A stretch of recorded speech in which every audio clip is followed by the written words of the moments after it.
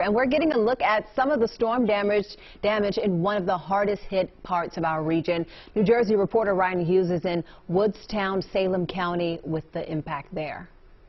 Neighbors say the storm was fast and furious. Most of the damage happened in the southern end of Woodstown, but the good news, the fire chief says there have been no reports of any injuries. Sound like a train coming through, and we just hunkered down. Bernard Jones and his wife took cover in their bedroom Saturday evening as a strong thunderstorm tore through Woodstown. It blew the window open in the church, the front door.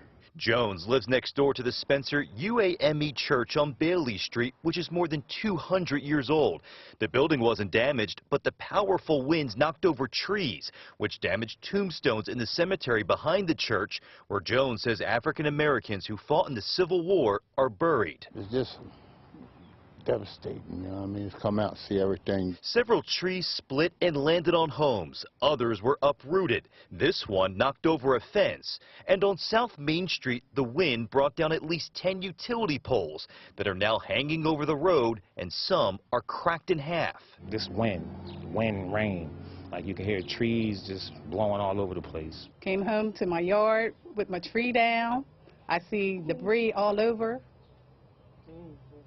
And thank God it didn't hit my house. Police had several streets blocked off throughout the borough after live wires were draped across the road.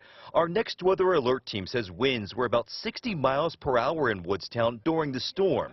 This power service box was ripped off one home, and Atlantic City Electric was out assessing the damage caused by the wrath of Mother Nature. It was blowing the neighbor's furniture across the yard and everything, but I thank God everybody survived.